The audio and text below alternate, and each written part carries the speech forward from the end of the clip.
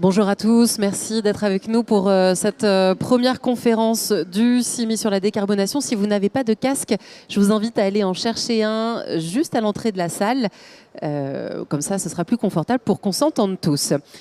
Merci d'être avec nous pendant cette heure d'échange et de débat autour de la décarbonation, la vraie, si j'ose dire, parce qu'il n'est plus on n'a plus le temps de l'intention. Maintenant, il va falloir agir. Et c'est bien le mot de cette conférence. On va voir quelles sont les actions qui sont mises en place. Un mot sur Construction 21, pour ceux qui ne connaissent pas notre association. Nous sommes un réseau d'information dont le but est de fédérer les acteurs de la ville et du bâtiment durable autour d'une plateforme collaborative sur Internet avec des actualités, des études de cas, je me pousse un petit peu pour que tout le monde me voit, mais aussi des événements organisés par Construction 21 et nos partenaires et adhérents, à l'instar d'aujourd'hui. Et je suis ravie de ce panel d'experts engagés à mes côtés. Merci beaucoup à vous de vous être rendus disponibles. On va parler décarbonation, c'est évident, puisque c'est votre leitmotiv, chacun et chacune à votre échelle, bureau d'ingénierie, promoteur immobilier, industriel. Je vous présente nos invités avant de commencer les échanges. Aurélien Defigier, bonjour, vous êtes directeur général ingénierie et produits de Bouygues Immobilier. Vous nous présenterez notamment des réalisations concrètes qui actent votre démarche de décarbonation. Astrid Veil, bonjour, vous êtes CEO de Groupama Immobilier. Bonjour Anne-Sophie. Et vous nous dévoilerez entre autres votre feuille de route de décarbonation baptisée Agir. Ça tombe bien, on est en plein dans la thématique de cette table ronde. Florence Caruel, bonjour. Vous êtes responsable activité énergie climat à Aegis Conseil, chez Aegis Conseil. Et vous venez notamment pour nous parler d'indicateurs parce que il faut bien mesurer cette décarbonation, sinon à quoi ça sert? Et puis Christophe Rebaudot, bonjour, vous êtes PDG de Schindler. Vous nous expliquerez comment un industriel s'organise pour diminuer l'impact carbone de ses produits, de ses activités. Pour débuter nos échanges, une question à vous tous, pour un petit peu poser les bases de cette table ronde. En une phrase, quel premier levier vous vient en tête quand vous entendez passer à l'action? Astrid. Alors moi, la première chose qui me vient en tête, c'est que l'action, ça rend heureux. Et la feuille de route de Groupama Immobilier en matière de développement durable, elle s'appelle Agir, vous l'avez dit, ça veut dire action pour une gestion immobilière responsable. Et donc toutes les présentations commencent par Agir et se terminent par Agir rend heureux. Le bonheur, c'est vrai que ça peut être une des clés, un des leviers. On parlera de votre feuille de route Agir. Aurélien, comment on passe à l'action en une phrase? Alors passer à l'action pour Bouygues Immobilier, c'est passer à l'action sur nos projets parce qu'en tant que maître d'ouvrage, en tant que promoteur, il représente 99% de nos émissions de gaz à effet de serre. L'activité propre de l'entreprise est évidemment négligeable par rapport à ça.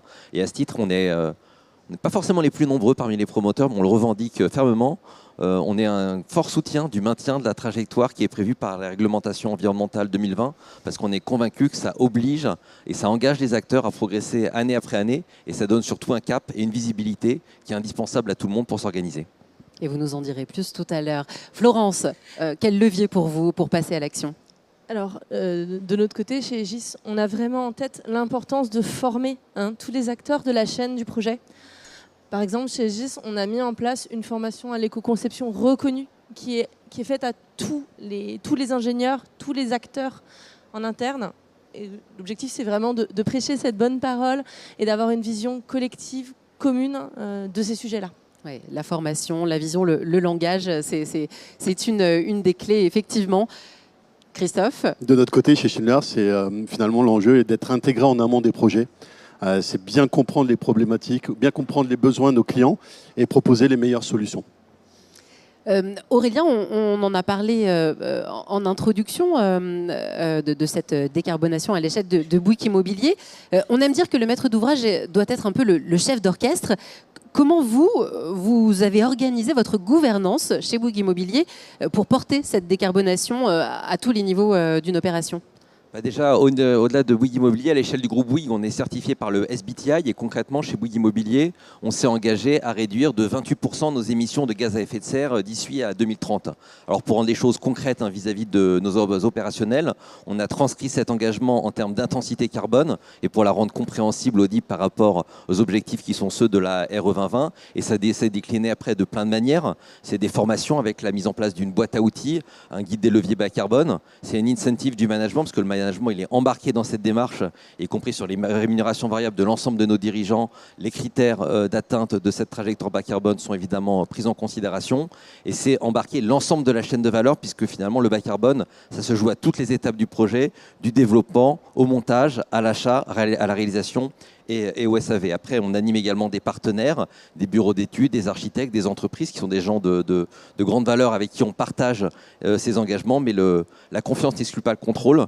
Et on a mis en place des outils de contrôle, de vérification et d'optimisation de nos bilans carbone, notamment au travers d'un partenariat qu'on a noué avec Viscab, qui permet d'analyser précisément le bilan carbone de nos opérations et de venir challenger nos différents partenaires au bureau d'études sur les meilleures optimisations sur les projets. Ça marche comment, Viscab?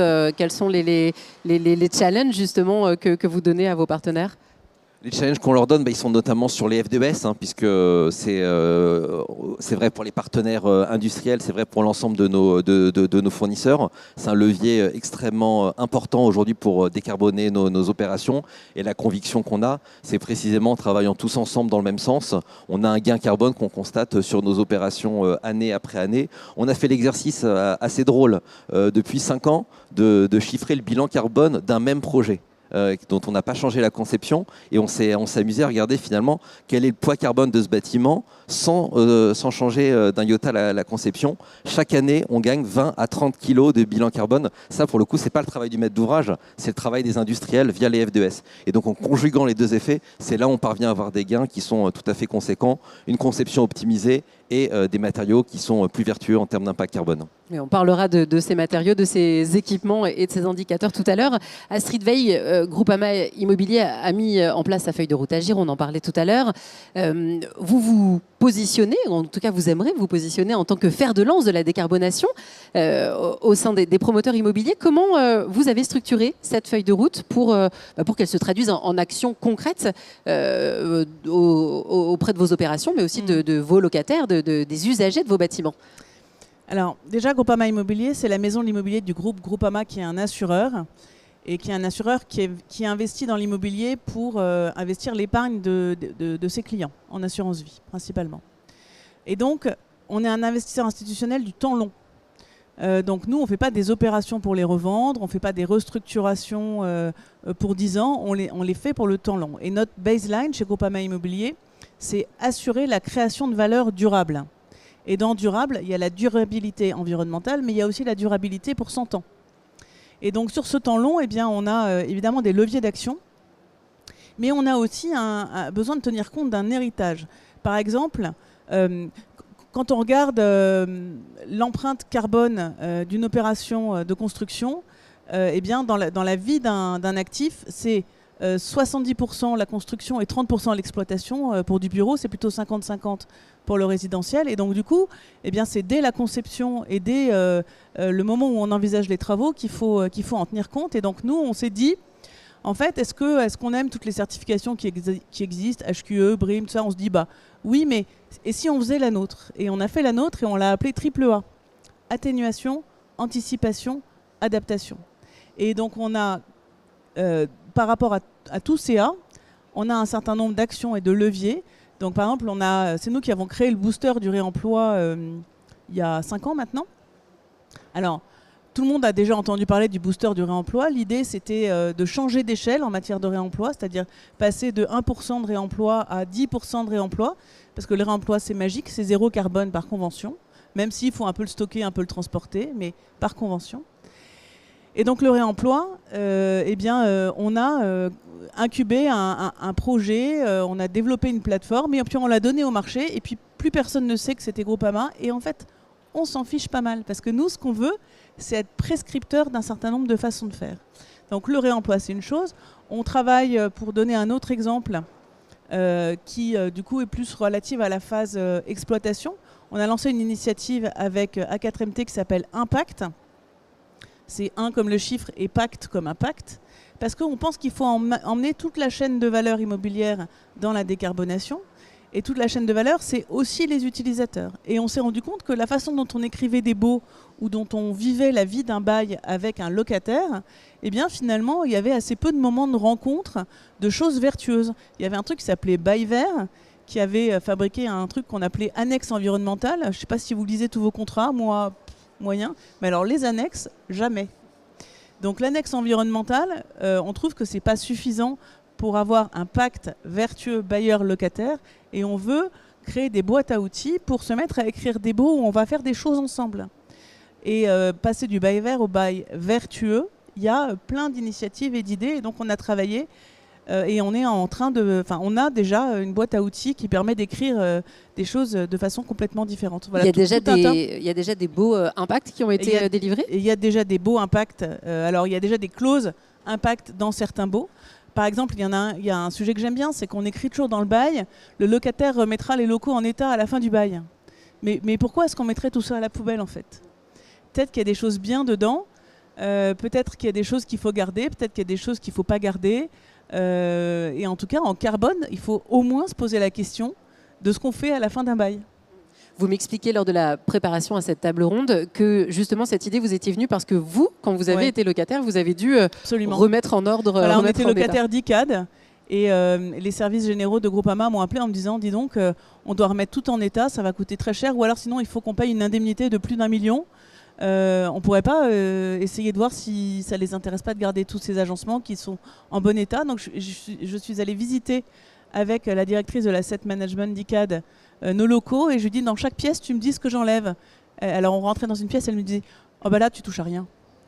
Voilà, et je me suis dit en fait pourquoi est-ce qu'on continue à écrire des choses qui sont pas dans le bon sens de la façon dont bailleurs et locataires ont envie d'avancer ensemble vers la décarbonation. Et pareil pour les mainteneurs en fait. Il faut qu'on embarque aussi les mainteneurs dans la chaîne de la décarbonation.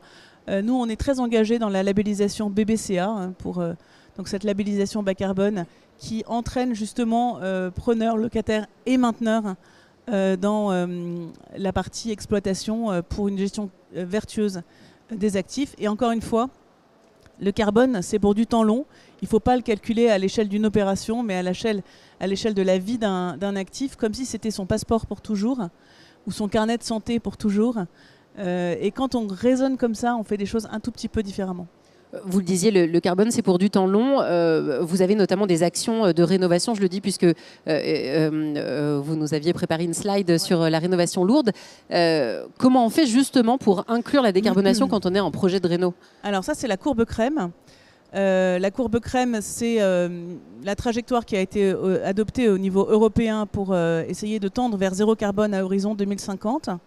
Cette courbe, on voit bien que quand on fait une rénovation et que la durée de vie minimum des équipements techniques de ce qu'on va mettre dans l'immeuble, c'est 20 ans, eh bien, il faut qu'on soit prêt pour 2050 au moment où on rénove. Donc, il faut pas suivre forcément cette courbe. Il faut qu'au moment où on rénove, eh bien, on fasse complètement chuter le carbone. Et donc, ça nécessite de faire une conception qui soit prête pour cet impact carbone sur le temps long. Et donc, ça veut dire qu'il faut alors, on travaille très bien avec les bureaux d'études, mais le mot qui est interdit, en fait, c'est compliqué. C'est compliqué, c'est interdit, parce que c'est compliqué, ça permet de tourner la page et de faire autrement. Et nous, on aime bien se dire qu'il faut qu'on pousse les raisonnements pour qu'avec les bureaux d'études et avec les concepteurs d'immobilier, on arrive à trouver un bon équilibre entre du carbone et du confort.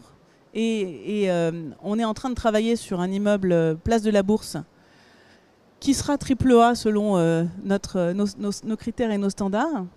Et donc on a poussé les études pour trouver ce bon équilibre de carbone, de matériaux, est-ce qu'on garde le noyau là où il est, est-ce qu'on garde la façade, et est-ce qu'on ne peut pas trouver un équilibre de confort entre, par exemple, pousser les CTA pour avoir plus d'air et avoir une température ressentie un tout petit peu plus basse et mettre moins de clim. Bah vous faites un très bon spoiler parce qu'on en parlera un petit peu plus tard dans cette conférence.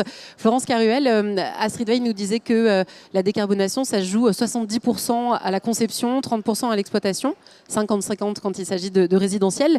Vous êtes donc à l'étape conception, vous voyez quand même le projet jusqu'au bout, jusqu'à sa livraison, voire même jusqu'à son exploitation. Aujourd'hui, quels sont selon vous ces chaînons manquants qui évitent, qui empêchent l'émancipation de la décarbonation? Alors, au sein des GIS, on intervient déjà du conseil stratégique jusqu'à l'exploitation des bâtiments. ce qui permet d'avoir une vision assez claire et complète du cycle de vie d'un projet, et surtout voir les ruptures entre conception et exploitation. Et ça, c'est un vrai intérêt dans notre métier et dans nos métiers, puisqu'on a des métiers tous différents dans le groupe. Alors, les difficultés, elles proviennent d'un certain nombre de facteurs. Déjà, le premier point, c'est la temporalité des projets. On est sur des temporalités longues. Un projet, c'est 5, 10 ans, parfois plus pour des grands programmes. Et dans cette temporalité, on a des évolutions réglementaires qui sont rapides. On en reparlera un peu après. Il y a aussi des décalages entre exigences et incitations, qui sont quand même des vraies problématiques. Et un manque de continuité dans les indicateurs et la mesure, aujourd'hui, sur le temps long. Alors, quand on parle du temps long, donc on parle de la réglementation. Les réglementations, elles évoluent vraiment très vite. La RE 2020, déjà, qui a changé quand même. Alors, certes, ça a déjà de quelques années, mais ça a changé, incité un changement dans la conception complet. Vraiment, il a fallu se reposer la question de comment on conçoit un bâtiment, comment on conçoit un bâtiment décarboné. Il y a des méthodologies de calcul qui sont revues assez fréquemment. Je prends par exemple le facteur de conversion énergie primaire qui change à nouveau au 1er janvier 2026. Enfin, c'est quand même des enjeux qui sont forts dans la conception. Sur les certifications environnementales, il existe un panel important de certifications environnementales qui sont toutes pertinentes. Par contre, il y a des indicateurs qui évoluent beaucoup plus vite que d'autres. On peut parler par exemple de l'adaptation au changement climatique, qui est vraiment l'indicateur phare qui a été intégré ces dernières années. Les indicateurs carbone. Donc on a vraiment des évolutions très rapides. Et ça peut créer de la frustration, un sentiment d'insécurité aussi pour les investisseurs, puisqu'on a des évolutions. Entre le démarrage du projet et la mise en exploitation, on peut avoir quelques surprises. Donc il faut que la stratégie, et c'est facile à dire, mais plus difficile à faire, elle doit être pensée comme évolutive et résiliente au changement réglementaire. On définit des indicateurs. Alors, on en parlera après un peu plus dans la deuxième partie des indicateurs, mais qui aujourd'hui, il y a quand même beaucoup d'indicateurs qui sont définis, qui sont ni pilotables, ni mesurables en exploitation. Ça veut dire quoi, un indicateur évolutif ? Comment on conçoit un indicateur évolutif ? Parce que j'ai l'impression que c'est justement ça la clé, ou alors le problème aujourd'hui pour suivre ces tendances réglementaires, voire industrielles, etc. etc. Alors, le problème, c'est qu'il faut être en avance. Il y a des indicateurs qui sont logiques. On en reparlera un peu après. On reparlera des temps de retour carbone, qui sont aussi des indicateurs qui sont intéressants. Donc, il y a des indicateurs qu'on utilise de façon évidente en exploitation, qui sont notamment les kilowattheures énergie finale par mètre carré, etc.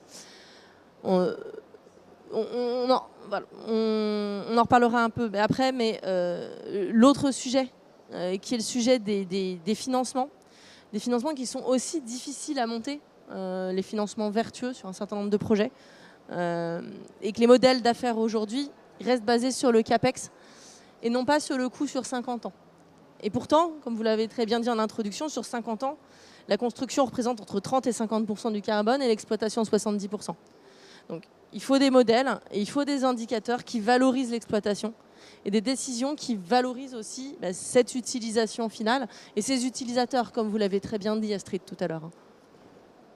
Christophe Rebaudot, comment un industriel tel que Schindler peut lui agir à son échelle pour décarboner le secteur du bâtiment ? Alors Schindler n'est pas qu'une entreprise industrielle, on est aussi une entreprise de service. Et justement, on accompagne nos clients sur l'ensemble du cycle de vie du bâtiment. On est présent à la conception, on est présent lors de la phase de construction, durant l'exploitation, mais aussi pour les travaux de rénovation. Donc finalement, on va intervenir tout au long du cycle de vie de l'ascenseur. Au niveau de la conception-construction, comme tout bon industriel, on travaille sur nos produits. On va agir sur le sourcing, sur les matières premières, la conception du produit, et on va travailler aussi sur nos usines de production. Mais le véritable enjeu, il n'est pas là. Il est plus d'être intégré en amont sur les projets, de comprendre l'usage du bâtiment, de comprendre les flux pour pouvoir dimensionner en nombre, le nombre d'ascenseurs, mais aussi sur les caractéristiques techniques, voire esthétiques. Tous ces paramètres vont forcément influer la phase de fabrication. Pour rebondir sur quelques chiffres, de notre côté, la phase de fabrication, c'est 50% de l'émission totale en CO2 sur le cycle de vie de l'ascenseur.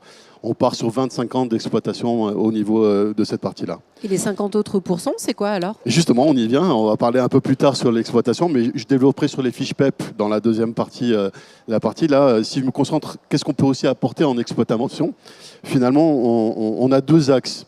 On peut faire réduire la consommation d'énergie au niveau des ascenseurs. Pour ça, on a des modernisations. L'impact au niveau du bâtiment, on évalue entre 3 et 4% l'énergie utilisée pour l'ascenseur au niveau du total du bâtiment. Mais il y a un autre enjeu, c'est qu'un ascenseur sur 4, 25% des ascenseurs ont plus de 40 ans et 1 sur 2 a plus de 25 ans. Donc on est sur des anciennes technologies sur la plupart des bâtiments existants. Donc on a un fort potentiel d'amélioration à ce niveau-là. Ensuite, on agit sur notre maintenance. C'est l'autre cycle qui est important pour nous en termes d'émissions. Il faut optimiser nos interventions, l'usure des pièces. Et pour ça, on a développé beaucoup de digitalisation. On a maintenant l'ascenseur connecté. Finalement, on récupère beaucoup de données, ce qui permet d'optimiser à la fois les interventions et à la fois le changement des pièces. Et même, on est capable de dépanner à distance.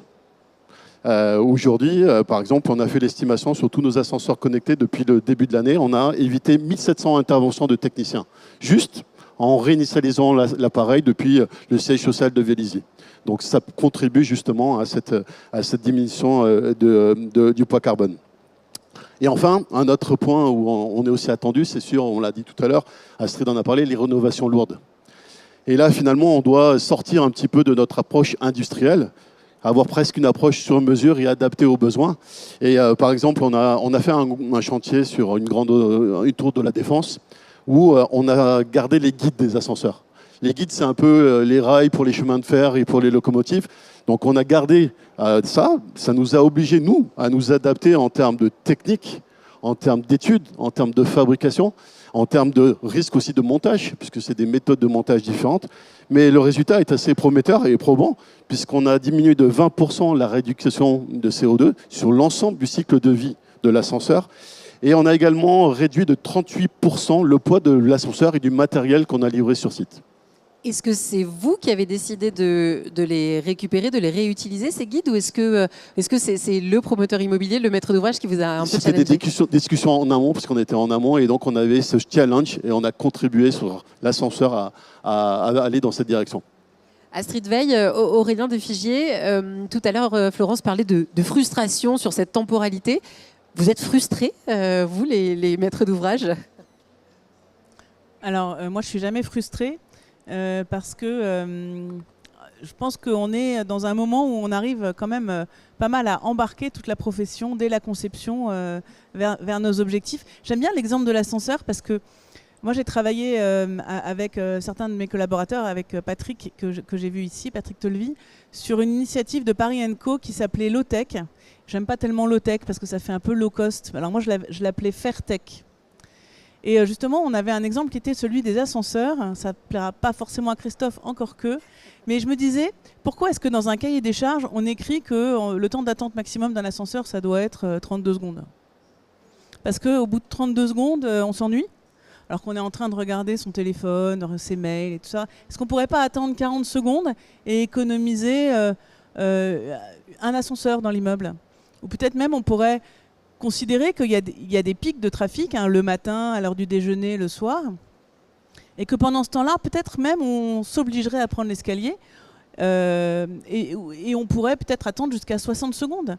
La quantité de carbone qu'on économiserait. Et en fait, les gens me disaient, oui, mais ce qui est pénible, c'est de ne pas savoir quand est-ce qu'il va arriver. Alors, une année, j'étais allée voir Schindler et puis les confrères de ascensoristes, et je leur avais dit, mais on ne peut pas mettre un petit compteur sur l'ascenseur en disant juste où est-ce qu'il est.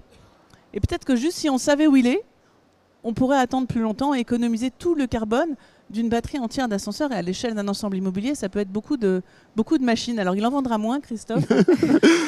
Christophe, non, mais en fait, juste pour répondre, le défi est relevé. On peut passer sur le stand et on sait maintenant mettre le temps réel d'attente. Donc on peut le suivre en direct. Et par rapport à ça, on a même des labels. Le label Well, finalement, il l'incite lorsque c'est possible, parce que bien sûr, on a aussi des handicaps et on doit pouvoir transporter les personnes. Mais on incite par la conception du bâtiment à également à prendre les escaliers plutôt que l'ascenseur. Et je partage complètement cet avis. Et c'est à nous, en fait, d'expliquer ça aux utilisateurs. Parce que eux, leur métier, c'est pas de fabriquer des immeubles, c'est pas de les exploiter, et c'est pas d'être en avance de phase sur toute cette façon de faire. C'est quoi un projet managérial d'une entreprise qui veut emménager dans des nouveaux locaux aujourd'hui si on ne l'accompagne pas dans cette vie qui va avec l'utilisation en exploitation d'un bâtiment de façon plus frugale et plus en rapport avec ce que la planète est en capacité de produire et d'offrir, et donc vers une faire technologie. Oui, une pédagogie à la frugalité, à la sobriété. Il y a aussi une envie de parler le même langage, alors avec ses usagers, mais aussi quand on est à ce stade de conception. Florence Caruel, sur quels indicateurs justement on peut se baser pour parler ce même langage et pour arriver à une satisfaction commune? Alors, le vrai sujet, c'est que déjà, on n'a pas les mêmes de base de calcul, hein, pas les mêmes périmètres, et surtout pas, peu d'indicateurs conçus pour évoluer dans le temps. Chacun parle déjà carbone avec son propre dictionnaire. Certains ont en tête certains modes d'ouvrage, ont encore en tête beaucoup les étiquettes DPE. C'est pas un indicateur carbone complet. Pourtant, c'est quand même un indicateur qu'on entend beaucoup auprès de certains types de maîtres d'ouvrage. D'autres se focalisent uniquement sur les indicateurs de la RE 2020. Et en mesure carbone, alors là on parle de bilan GES, de bilan carbone, de GHG protocole, plein de méthodologies qui sont proches, mais qui ne sont pas les mêmes, où on a vraiment des indicateurs qui ne sont pas tout à fait pareils et qui complexifient la comptabilité. Et alors en exploitation, on va piloter avec des indicateurs énergétiques, des kilowattheures énergie finale, des consommations par usage, et là on a cet aspect utilisateur, mais vous avez très bien évoqué tout à l'heure, l'utilisateur, il faut l'embarquer. Mais on ne l'embarque pas tous de la même façon, et donc ça va avoir un impact sur ces consommations en exploitation. Donc, ce qu'on constate, le constat, c'est qu'on a des langages différents, donc on a des décisions qui sont prises en stratégie, qui ne sont pas toujours comparables avec les résultats observés en exploitation. Je prends un exemple concret qui n'a rien à voir avec les sujets déjà évoqués, mais qui me semble intéressant, c'est l'empreinte carbone d'un bâtiment raccordé à un réseau de chaleur. Aujourd'hui, on développe massivement les réseaux de chaleur urbains en France, et c'est très très bien. On décarbone, on verdit ces réseaux. Sauf qu'aujourd'hui, les réglementations ont un peu de mal à prendre en compte ces évolutivités, à moins de monter des dossiers titre 5, etc. Mais un dossier, les réseaux, ils évoluent. Quand on raccorde, on peut être à 50-60% de NR. Et puis, progressivement, on verdit. Et donc, on améliore le bilan carbone de ces bâtiments. Et ça, nulle part, à aucun moment, on est capable de le mesurer et de dire, voilà, en exploitation, en fait, au bout de 10 ans, on va avoir tel indicateur, on va le suivre de telle façon. Donc c'est là que vous entrez en jeu. Est-ce que vous arrivez à créer ces indicateurs évolutifs ? Créer, ne soyons pas trop ambitieux quand même. On n'invente rien. Voilà, il y a beaucoup de maîtres d'ouvrage qui sont aussi très force de proposition. C'est un travail collectif. Nous, il y a des indicateurs qu'on trouve particulièrement intéressants. Alors, on aime bien parler du kilowattheure, parce que finalement, c'est quand même ce qu'on paye, compte tenu du fait que l'énergie, c'est à peu près, alors sur un bâtiment tertiaire, 95% des impacts carbone en exploitation, 80-95, c'est un sujet qui est en fait un sujet clé, qui n'est pas visible par les utilisateurs, à part quand on touche au porte-monnaie. Mais voilà, c'est un indicateur clé sur lequel il faut travailler et sur lequel il faut mettre en place des indicateurs de mesure, des méthodes de suivi. On parle beaucoup d'IPMVP. C'est quand même un outil très efficace et très factuel. Difficile, mais factuel. On a aussi un sujet sur l'autonomie énergétique. Parce que l'autonomie énergétique des bâtiments, c'est aussi comment faire perdurer et comment maîtriser sa facture. Donc au-delà d'un indicateur chiffré, c'est un indicateur qui permet vraiment de valoriser aussi ce bâtiment et de mesurer une partie de sa résilience. On a aussi un indicateur qui vient de plus en plus, c'est le temps de retour carbone. Au niveau des décisions, mais finalement c'est intéressant de le mesurer, l'impact de ce... On parle de retour sur investissement, mais on parle aussi de retour carbone. Et le retour sur investissement, on le regarde et on essaie de le mesurer en exploitation. Donc un retour carbone, on essaye d'en faire autant. Et ça, c'est un exercice qui commence à être mis en place sur certains projets, et c'est très intéressant, parce que ça permet de mesurer l'impact réel de ce qu'on choisit finalement. Et enfin, le dernier, c'est pas vraiment un indicateur, mais c'est plutôt une méthodologie, c'est les ACV. Les ACV, on les fait en général au stade amont, en stade projet, mais en fait, c'est très intéressant aussi de le faire au stade exé, parce qu'il va être, ça va être une vision précise de ce qui va vraiment être mis en place. Et c'est toujours intéressant de comparer ce concept à ce suivi projet. Et aujourd'hui, voilà, il y a beaucoup de choses à faire en phase exé où quelquefois sur l'aspect carbone, on peut, pas sur tous les projets, pas tous les maîtres d'ouvrage, hein, c'est sûr, mais on peut lâcher un peu la bride. Voilà. Et donc c'est des indicateurs qui c'est les 4 sujets qui me semblent être le plus important à mettre en place. Alors comme ça paraît facile, mais mine de rien, il y a un certain nombre de méthodologies à mettre en place autour de ça. Voilà. Et dernier point là-dessus, c'est la certification et le commissionnement. C'est deux outils que je trouve essentiels en tant que bureau d'études, forcément. C'est parce que ça permet de documenter les choix, de carbone, de conserver un historique et de valider tous ces indicateurs. Et pour moi, c'est vraiment des sujets qui sont clés et qui sont mis en place, mais probablement encore insuffisamment sur certaines typologies de projets. Et donc, en synthèse, le bon projet 2025, c'est un projet qui n'a pas un objectif figé, mais aussi qui se donne les moyens de l'adapter au cours du temps, en regard de tout des évolutions. Vous disiez en phase exécutive, on lâche la bride. Concrètement, ça veut dire quoi? On n'a pas justement toujours ces suivis sur le sujet du carbone. On peut avoir des écarts entre ce qui a été prévu et ce qui est réellement mis en place. On va pas, voilà. Encore une fois, tout va dépendre de la typologie de projet et des maîtrises d'ouvrage. Et en fait, être capable de suivre ce carbone, de suivre vraiment, et donc de le vérifier et de l'intégrer dans un modèle mis à jour, ça va quand même permettre d'avoir une vision vraiment au cours de la réalisation. Il y a une différence entre le neuf et la rénovation. Est-ce qu'on aborde ces indicateurs de la même manière? Non, pas du tout. La logique reste la même. Parce que la logique, c'est vraiment de minimiser le carbone émis en conception et en exploitation. Mais comme vous l'avez dit tout à l'heure, Astrid, il y a quand même un travail très important sur garder ce qui a déjà été fait et valoriser les matériaux existants. Il y a vraiment ce travail-là. Après, sur les systèmes énergétiques, effectivement, sur la rénovation, il va falloir investir de façon à vraiment avoir un bâtiment efficace et résilient. On parle d'adaptation au changement climatique, mais c'est un vrai sujet de demain. On en reparlera un petit peu après. Mais les systèmes aussi doivent être pensés pour le carbone, mais aussi pour les évolutions de demain. Ce qui peut effectivement complexifier l'objectif. Astrid, je vous vois prendre le micro, vous voulez intervenir? Non, mais je voulais citer quelque chose qui est pour vous peut-être anecdotique, mais pour nous très important. La semaine dernière, on a été audité dans le cadre de la certification engagée RSE ISO 26000. On a choisi d'aller vers cette certification pour tout un tas de raisons, mais l'auditeur est allé interroger de façon très précise des parties prenantes avec lesquelles on travaille, et notamment des bureaux d'études. Et il y a un bureau d'études qui a dit Groupama Immobilier, ils conçoivent leurs immeubles dans la décarbonation, mais ce qui est encore mieux, c'est qu'eux, au moins, ils vont jusqu'au bout et ils le font vraiment. Et donc, j'étais très fière de cette réponse, en fait, parce que j'aime bien l'idée d'être un rôle modèle dans cette matière-là. Et vous avez raison, hein, souvent, on le met un peu dans la conception, on l'abandonne en cours de route parce que ça coûte un peu plus cher. Et il faut être très conscient du fait qu'on a toujours deux poches. Hein. On a une poche en carbone et une poche en euros, et qu'on ne peut pas compter l'un sans compter l'autre. Et donc, nous, on a...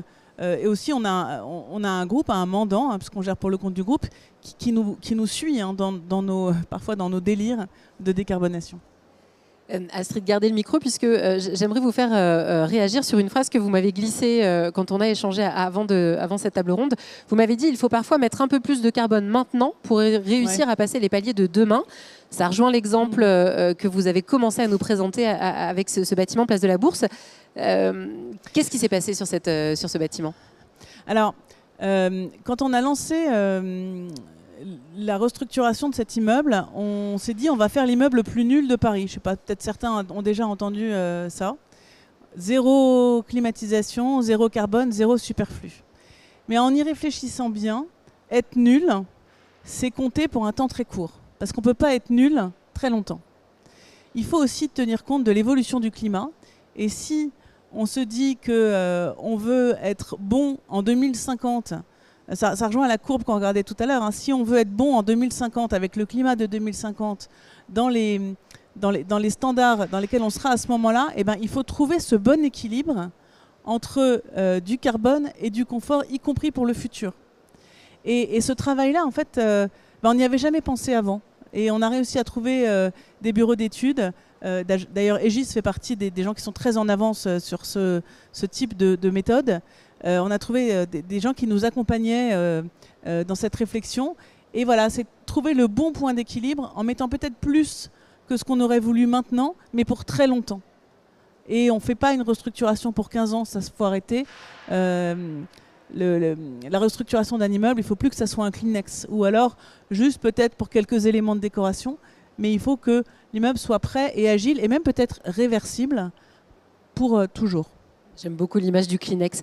Christophe Rebaudot, on parle poids carbone. Comment vous, en tant qu'industriel, même si vous n'êtes pas que industriel évidemment, comment vous garantissez ce poids carbone de vos ascenseurs et de vos équipements? Alors, on est considéré comme un équipementier également. Donc, on a des fiches PEP. Vous voyez un exemple ci-joint. C'est un profil environnemental produit. Donc, ces documents, ils sont certifiés. Ils permettent de connaître les émissions sur le cycle de vie. Ils permettent de mettre en évidence les phases émissives. Donc, on voit là principalement qu'il y en a deux. La phase du produit, environ 54%, et sur la partie phase d'utilisation sur 25 ans, ce qui représente 31% pour un ascenseur 630 kg, 5 niveaux. On donne à disposition 5 fiches PEP à nos clients et on couvre environ 90% des demandes du marché. On essaie également de contribuer justement à la formation et à la sensibilisation. On met en place un calculateur de CO2. C'est-à-dire que vous venez changer les configurations techniques de l'appareil, par exemple l'esthétique, et vous voyez l'impact. Je vais vous donner juste un exemple concret. Si vous avez une cabine finition stratifiée au lieu d'une finition inox, finalement vous économisez un trajet Paris-Nice en voiture thermique. Ce calculateur est à disposition du concepteur, du maître d'ouvrage? Exactement. Okay. Vous pensez que c'est un bon outil, Florence, vous qui êtes notre chef indicateur aujourd'hui? C'est un outil tout à fait pertinent sur les ascenseurs qui représente quand même, comme vous l'avez dit, un poids non négligeable dans le projet. Ce serait bien que tous les équipementiers fassent pareil, hein, d'avoir autant d'éléments en fait, dès la stratégie. Parce qu'en fait, la problématique, c'est de ne pas avoir forcément la vision complète au niveau de la stratégie et de faire les premiers bons choix. Et donc, ça donne effectivement des éléments intéressants de façon déjà à orienter un peu plus précisément la réflexion autour de certains équipements et donc de poser les bonnes questions dès le démarrage du projet. Aurélien, Bouygues Immobilier applique déjà les seuils 2028 de la RE 2020. On disait, on en parlait tout à l'heure, cette réglementation pour les nouveaux bâtiments à différents paliers, différents échelons. Une partie de votre production est donc déjà en seuil 2028. Comment vous anticipez cette évolution rapide des réglementations ? Je l'ai dit tout à l'heure, notre objectif par rapport à notre trajectoire SBTI, on s'est doté d'une trajectoire en termes d'intensité qui est calée sur les seuils de la RE 2020. Et concrètement, dès 2026, on s'est donné comme objectif et comme engagement que 35% de notre production soit au seuil 2028 de la RE 2020. Et finalement, chaque année, on aura un seuil de progrès, ce qui nous permet d'anticiper. Donc derrière, il y a une logique de test and learn. On a des projets pilotes sur lesquels on a des expérimentations. Certaines sont heureuses, c'est souvent le cas. D'autres sont moins heureuses. C'est aussi la joie des innovations. Et concrètement, comment est-ce qu'on fait ? On prend le sujet le plus en amont possible. Notre première conviction, c'est que pour réussir un projet bas carbone, ça s'intègre dès l'esquisse, dès les premières étapes des cahiers des charges. Sinon, ça va être beaucoup plus cher, beaucoup plus long, beaucoup plus compliqué. Donc, on travaille sur la compacité des bâtiments, on travaille sur la matérialité des façades et on ose la frugalité. Vous en parliez tout à l'heure, Astrid, je suis complètement d'accord avec vous. Il y a un vrai challenge aujourd'hui, je pense aussi par rapport à des codes architecturaux, notamment issus des années 90 et des années 2000. On a pu avoir beaucoup de surajouts de matières. On peut penser à des résilles en façade, on peut penser à toutes sortes de matérialités. Et finalement, le meilleur matériau bas carbone, c'est le matériau qu'on ne met pas. Et ça marche à tous les étages parce que c'est une économie de carbone, c'est une économie de ressources naturelles et c'est une économie en euros. On me pose souvent la question combien ça coûte en plus de faire un bâtiment ultra bas carbone, un bâtiment au seuil 2028, un bâtiment au seuil 2031. Je dis dans l'absolu, ça peut être moins cher, ça dépend comment on prend le sujet. Alors bien sûr, ça ne doit pas être au sacrifice de la qualité architecturale ou de la qualité d'usage. Donc tout ça, il y a un dosage qui est très fin à opérer par rapport à ça. Mais en tout cas, oser la frugalité dans la consommation de matériaux au sens large, pour moi, c'est un enjeu qui est fondamental. Après, on travaille également sur les corps d'état architecturaux, les corps d'état techniques. On référence de manière nationale avec des accords cadres un certain nombre de partenaires exclusivement dotés de FDES ou de PEP qui soient très performantes. intéressantes. Schindler fait partie des partenaires qui sont référencés, entre autres, avec d'autres ascensoristes sur ces corps d'État. On vient couvrir toutes sortes de prestations et en venant également explorer le sujet du réemploi, même si c'est un sujet aujourd'hui, je trouve, qui est trop confidentiel, notamment en logement. On sent qu'il y a des freins à l'usage, notamment chez nos clients acquéreurs. J'achète un logement neuf, je m'endette sur 20 ou 25 ans. Pourquoi est-ce que j'ai un WC de réemploi? Pourquoi est-ce que j'ai Donc il y a pas mal d'enjeux de pédagogie aussi derrière. Après, on peut parler structure, et je veux bien que vous mettiez les quelques slides à l'écran. En termes de structure, on est assez agnostique. La structure et le clos couvert, grosso modo, c'est 50% du poids carbone de nos bâtiments en logement. Et on est assez agnostique et on travaille sur l'ensemble des matériaux, que ce soit le bois, le béton bas carbone, la pierre de taille. Et on est convaincu qu'il faut mettre le bon matériau au bon endroit et qu'il n'y a pas de dogme dans l'absolu à avoir. Et plutôt que des propos théoriques, ce que je vous propose, c'est d'illustrer ces choix de matériaux par 3 opérations qui sont soit livrées, soit en passe de l'être. La première opération, on peut retourner en arrière. Voilà, c'est celle-ci, c'est l'opération de Calisa, qui est une opération dans la périphérie d'Orléans.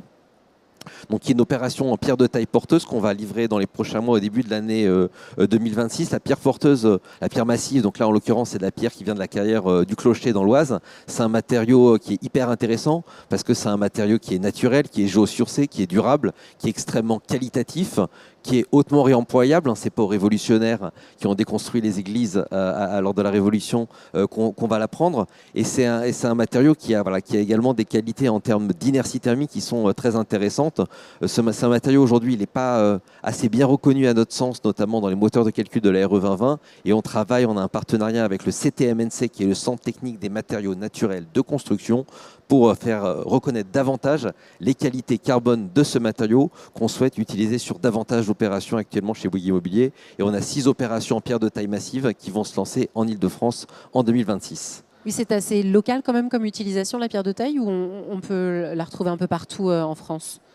C'est assez local. Il y a plusieurs villes qui ont des cultures de pierre de taille, c'est francilien, mais il y a des cultures de pierre de taille à Bordeaux, il y a des cultures de pierre de taille à Lyon. Ça dépend des codes architecturaux et ça dépend évidemment des proximités des carrières. Comme toujours, sur ces choix architecturaux, un objet ne peut pas descendre du ciel et être posé, j'ai envie de dire, avec stylo dans la ville. Il doit s'inscrire dans un contexte local et dans une logique aussi de sourcing local. Deuxième exemple, c'est sur une opération à Angers, qui est une opération empreinte qui a été livrée en 2024. Donc c'est une opération qui est d'ores et déjà en service, sur laquelle on a voulu tester un certain nombre d'innovations avec succès. On a mis en place des locaux vélos qui sont réalisés en terre crue. On a mis en place des granulats avec un partenaire qui s'appelle Néolith, qui vient notre locataire. Néolith. Absolument. Et donc qui fait des granulats avec des déchets recyclés. On a mis en place du bois massif et on a mis en place également du béton Hoffmann. Hoffmann, c'est une entreprise vendéenne qui a créé un ciment sans clinker dont l'impact carbone est à peu près 2 fois moindre que du béton classique et sur lequel on a un partenariat national avec eux depuis maintenant 3 ans. Ça se passe très bien et sur 2025, on a d'ores et déjà coulé 6000 m3 de béton bas carbone avec ce partenaire. La troisième illustration, on est dans le 93 sur l'opération Opaline Green Fabric à Pierrefitte. C'est une opération qui a été lauréate de la 5e édition du Trophée des bâtiments circulaires. Et là, on a fait une expérimentation avec des briques de réemploi puisqu'on a mis en façade pas moins de 1000 m² de briques de réemploi. Et au final, ça nous a permis d'économiser 51 tonnes de carbone sur cette opération. Donc on le voit, c'est des choses très concrètes, c'est des choses simples et encore une fois qui doivent s'inscrire dans le contexte des opérations et sans recette magique. Trophée des bâtiments circulaires qui sont organisés par le Booster du réemploi, dont Construction 21 est partenaire. N'hésitez pas à aller jeter un œil sur notre site. Il y a les nouveaux lauréats qui vous sont présentés.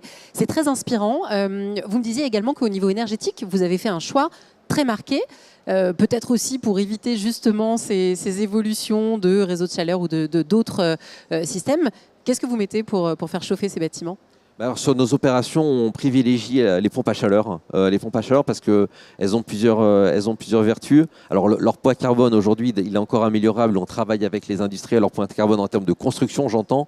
Après, en termes de consommation d'énergie, en termes de poids carbone sur l'exploitation des bâtiments, c'est des solutions qui sont extrêmement intéressantes. Ça permet de réduire considérablement les consommations énergétiques. C'est pas forcément adapté à toutes les zones climatiques, notamment en haute montagne, mais c'est quelque chose qu'on vise à systématisés aujourd'hui, sur lesquels on a un bon retour d'usage de nos clients.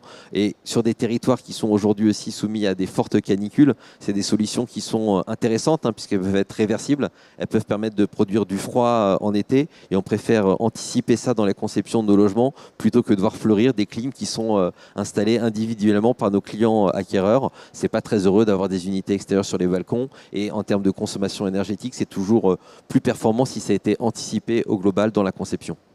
Les accords cadres nationaux dont vous parliez, Aurélien, est-ce que ça, c'est une des clés, une des démarches qui peut pousser un industriel, un équipementier tel que vous, Schindler, ou alors vous, Groupama Immobilier, est-ce que c'est aussi une action que vous trouvez pertinente dans cet objectif de décarbonation ? Je n'ai pas écouté le début de la question. Est-ce que les accords cadres nationaux, ça fait partie de ces leviers intéressants et pertinents pour la décarbonation du secteur ? Disons, nous, ça fait partie d'une évaluation. Lorsqu'on répond à Bouygues Immobilier, c'est un des critères de réponse et c'est un des critères de choix pour Bouygues Immobilier. Donc on se doit d'être performant, on se doit d'aller dans cette direction pour être retenu par nos clients.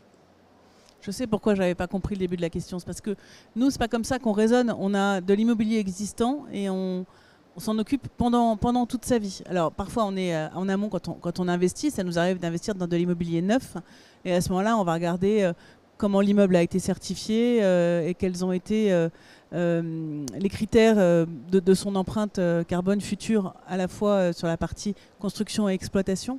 Mais c'est vrai que sur le temps long, c'est pas vraiment ça qu'on va regarder. Nous, ce qu'on va regarder, c'est encore une fois, quand on rénove un immeuble, c'est optimiser la programmation, essayer de démolir le moins possible, c'est-à-dire tenir compte de l'existant, utiliser des matériaux biosourcés le plus possible.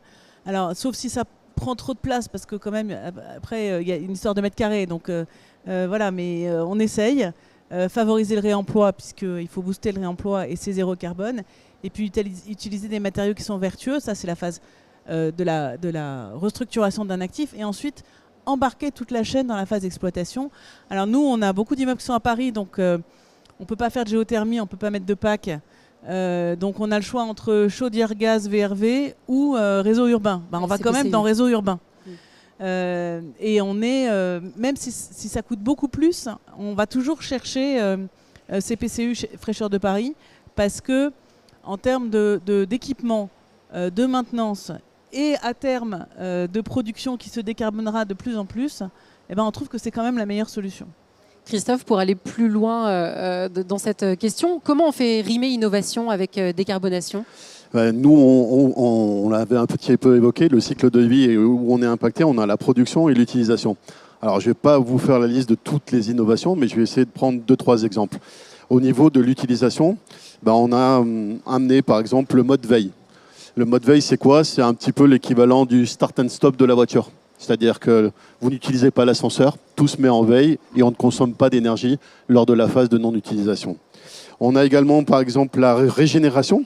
Lorsque vous avez l'ascenseur qui freine, on est capable de restituer l'énergie au bâtiment.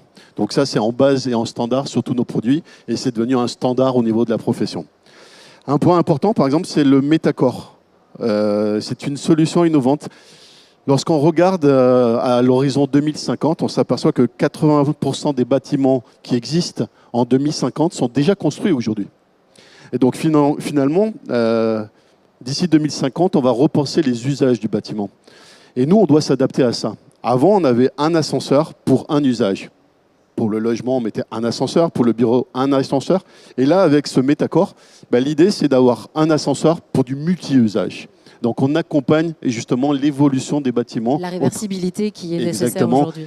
Et toutes les évolutions du bâtiment au cours des 20-30 ans lorsqu'il est construit. Concrètement, ça veut dire quoi ? Qu'est-ce qui change sur vos ascenseurs ? En fait, c'est tous des algorithmes, des gestions de trafic, des gestions de flux qui permettent d'optimiser le transport des personnes et de ne pas interférer dans les problématiques du bâtiment en termes de flux. Voilà, tout simplement, c'est ça. Et au niveau de la production, je vais donner un autre exemple. Là, on travaille sur un pilote au niveau du groupe. On met en œuvre, par exemple, des aciers bas carbone pour réduire les émissions à la fabrication. Donc voilà le genre d'innovation qui deviennent ou qui deviendront, on espère, des standards au niveau de la profession. Les aciers bas carbone, vous allez les sourcer où? Ça vient d'où? Alors, comme c'est un pilote, je ne peux pas trop en parler, mais donc oui, on espère que ça va avoir un fort impact. Les premières simulations sont importantes, mais ça reste un état de pilote, donc le chemin est encore long. Alors, on aura plaisir à lire ce qu'a donné ce pilote sur le site de Construction 21. On en a parlé très rapidement. Quid de la performance économique? Parce que c'est quand même un vrai vecteur, un vrai challenge aussi pour un projet bas carbone. Comment on arrive à faire résonner ces problématiques économiques avec cet objectif de décarbonation? Allez-y Aurélien, je vous en prie. Je l'ai dit tout à l'heure, un bas carbone, ça ne veut pas forcément dire plus cher, ça peut même être moins cher si c'est bien anticipé, si c'est pris en amont. C'est vraiment une question de conception, c'est une question de conception bioclimatique, de compacité, d'orientation, de frugalité, de choix des bons produits, des bonnes F2S. Par contre, ce qui est sûr, c'est que si on arrive trop tard, c'est-à-dire si on a conçu un projet sans intégrer la dimension du bas carbone et que derrière on se dit je vais aller chercher tel label, je vais atteindre tel niveau, tel seuil et qu'on est sur une conception qui est figée, là on va perdre beaucoup de temps, on va perdre beaucoup d'argent. Donc c'est vraiment intégrer le plus en amont possible l'ensemble des partenaires dans la chaîne de valeur et au final ça ne coûte pas plus cher. Astrid? Alors nous, on a un business plan par immeuble. Alors souvent un business plan c'est un mot qui est employé pour aller voir son banquier pour lui demander de financer quelque chose. Et nous dans nos business plans, donc un par immeuble, on a toutes nos futures actions pour cet immeuble en matière de décarbonation et on a aussi sa grille qui nous permet de savoir quelle est son empreinte à un moment donné. Donc une grille, un état des lieux, un plan d'action par immeuble. Et ensuite vient la performance financière de l'actif. Et donc même si on a du mal à objectiver complètement combien ça coûte en plus ou combien ça coûte en moins, ce qui est sûr, c'est que quand on va voir notre mandant, et je suis très fière d'appartenir à un groupe comme Groupama qui reconnaît ces critères-là, lui ne va pas que raisonner en création de valeur en euros ou en défense de valeur en euros. Il va raisonner dans la globalité avec des objectifs qu'on s'est fixés et qu'on a envie d'atteindre. Donc voilà, un moyen de résoudre ces problématiques-là, c'est de le calculer sur très longtemps. Nos business plans, ils sont sur 10 ans, mais quand ça ne passe pas, on les fait sur 20 ans. Puis du coup, ça passe mieux. Une dernière question, et puis après, je vous laisse la parole à vous, public, pour interroger nos experts. Florence, comment on fait pour un indicateur économique juste et fiable quand on est dans un projet bas carbone? Alors là, question difficile. Si on avait un indicateur miracle, je pense qu'on ne serait pas les premiers à l'avoir. À notre sens, le bâtiment rentable, c'est celui qui ne va pas engager de surcoût à 10, 20, 30 ans, parce qu'il aura été pensé résilient aux aléas climatiques, c'est le premier point, et aux aléas politiques. Alors, quand je parle d'aléas politiques, je pense plutôt évolution des politiques énergétiques, évolution des réglementations. Et ça, c'est aussi une des bases, un des socles de cette performance économique. Traiter les risques climatiques, c'est vraiment le sujet, c'est vraiment aussi le sujet de demain. Ça a un coût, qu'on mesure aujourd'hui et qu'il faut rentrer dans les business plans et sur lequel on n'arrive pas à mesurer de rentabilité, sauf qu'en fait ça va améliorer la valeur patrimoniale de ces bâtiments. C'est-à-dire qu'un bâtiment qui est sobre, qui est autonome, qui est résilient, il aura une valeur qui va être plus importante dans le temps. Alors c'est pareil, je ne sais pas comment vous le modélisez dans vos business plans, mais c'est un bâtiment qui est conçu pour durer. Et c'est ça la clé, à notre sens, de la performance économique de ces projets. C'est la durabilité. Merci beaucoup. Je me tourne maintenant vers vous. Est-ce que vous avez une question peut-être à poser à notre panel? Sinon, j'en ai encore une ou deux en stock, évidemment. Il nous reste quelques minutes ensemble. Oui, super. Je vais vous apporter un micro. Merci beaucoup. Bonjour. Stéphanie Obadia pour Construction 21. Bravo Anne-Sophie pour l'animation et bravo à vous pour tout ce que vous avez pour ce panel. Vous m'entendez? Nous n'avons pas de casque, donc n'hésite pas. Mais avec le micro, garde le micro. Mais oui. Ok. J'avais deux questions. Alors, on voit bien qu'il y a des belles initiatives, qu'on y va, etc. Mais ce n'est pas le cas pour tous. Aujourd'hui, parfois, on affiche de belles intentions, mais finalement, on n'y va pas. Alors, qu'est-ce que vous dites quand vous êtes un promoteur sur comment on fait pour y aller, même si on n'y va pas? Est-ce qu'on dépasse l'aspect économique? Est-ce qu'on dépasse l'aspect esthétique? Comment on fait pour y parvenir? Et puis l'autre question, c'est est-ce que quand on est un industriel, un fabricant, un bureau d'études ou un constructeur, on peut influer aussi un promoteur ou un maître d'ouvrage dans justement ses choix? Et est-ce qu'on peut aller jusqu'à refuser un projet parce que ça ne répond pas justement à la décarbonation? Est-ce qu'on est prêt à dire non quand c'est pas suffisamment décarboné? Peut-être moi je peux répondre assez simplement à cette dernière question. Il y a 2 semaines, Marion, qui est là, a présenté un business plan d'acquisition pour une boutique à Nice à donc l'ensemble du comité, dans lequel Mathieu Tamaillon, qui est là-bas, notre directeur du développement durable, et il lui a dit non, on ne va pas l'acheter. Parce que sa grille ISR est extrêmement mauvaise. Et de toute manière, il n'y a aucun moyen d'y remédier simplement. Et donc, de mon point de vue, c'est non. Et donc Marion a fait une recommandation qui était de ne pas investir finalement dans cette boutique sur laquelle pourtant avec son équipe, elle avait travaillé pendant des semaines. Voilà. Donc c'est possible. Oui. Et alors, quel serait ce conseil que vous donneriez à d'autres bureaux d'études, fabricants, constructeurs, promoteurs immobiliers pour aller vers encore plus de décarbonation? En tout cas, pour moi, il n'y a pas une question de renoncement. C'est-à-dire, à partir du moment où on se met dans une trajectoire, à ce moment où on se met dans cet engagement. Et en tout cas, moi, pour le coup, je suis avec ma casquette de promoteur et de maître d'ouvrage. Nous, on n'a pas de renoncement par rapport à ça. C'est-à-dire, c'est vraiment un engagement fort qu'on a. C'est des critères de choix sur nos opérations. Et il y a effectivement également des comités d'engagement qu'on refuse, notamment sur des rachats de permis de construire, où finalement, on ne va pas s'embarquer dans des opérations qui ne sont pas dans nos standards et qui viendraient à l'encontre de la trajectoire, notamment SBTI qu'on a validé et qui a un engagement fort à l'échelle de Bouygues Immobilier et à l'échelle du groupe. Donc pour moi, je vois vraiment comme une opportunité et non pas comme une contrainte. Et je pense qu'on doit tous le vivre comme une opportunité et non pas comme une contrainte. Alors la difficulté qu'on peut avoir comme promoteur, et c'est l'autre levier qu'il va falloir craquer dans les années à venir, c'est les questions de levier de valeur. Parce que moi, en tant que promoteur, finalement, c'est qui mes clients? J'ai des clients qui sont des collectivités locales, des aménageurs qui sont des clients indirects, puisqu'ils me délivrent des permis de construire, ils me vendent des terrains, mais ils ne m'achètent pas de biens. Mais c'est une certaine forme de client. Et j'ai des clients à qui je vends des actifs, que ce soit des acquéreurs en bloc, des institutionnels, des foncières, que ce soit sur du logement, sur du bureau. Ces gens-là, ils ont une politique ESG, ils sont intéressés par la décarbonation.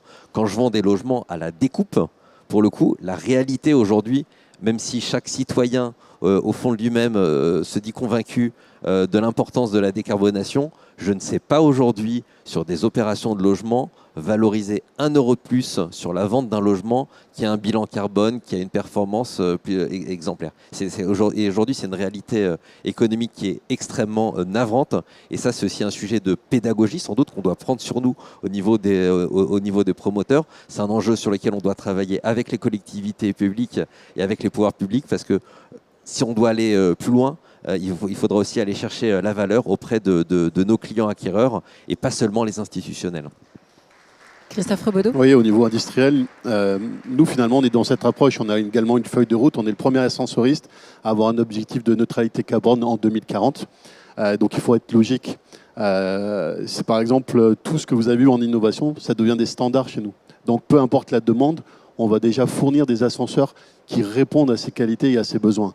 Par contre, on est capable de refuser si le nombre d'ascenseurs et la qualité du trafic dont on parlait tout à l'heure n'est pas performant, non seulement pour des raisons économiques, mais de fonctionnement du bâtiment. Donc on s'inscrit dans cette démarche, mais je le vois plutôt comme une opportunité également et simplement une feuille de route classique d'entreprise et des objectifs à 2040 à atteindre. Et le mot de la fin sera pour vous, Florence.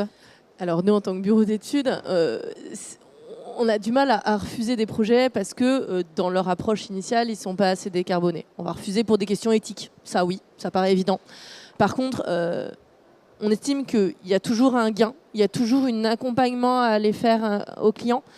Et notre ADN, c'est d'aller les accompagner jusqu'à ce que le projet émerge et émerge le mieux possible.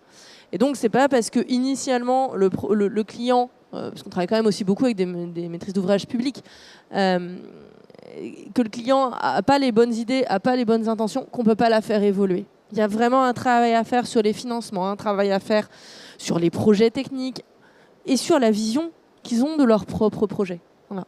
Et donc, on estime qu'il n'y a pas beaucoup de mauvais projets. Donc une vision commune, une anticipation et aussi un projet économique à mieux équilibrer. Merci beaucoup à vous quatre. Astrid, un dernier mot? Ouais. Non, peut-être juste un dernier mot. Je suis absolument d'accord avec ce qui vient d'être dit. Nous, on est les seuls investisseurs en immobilier à être dotés d'un département recherche et innovation.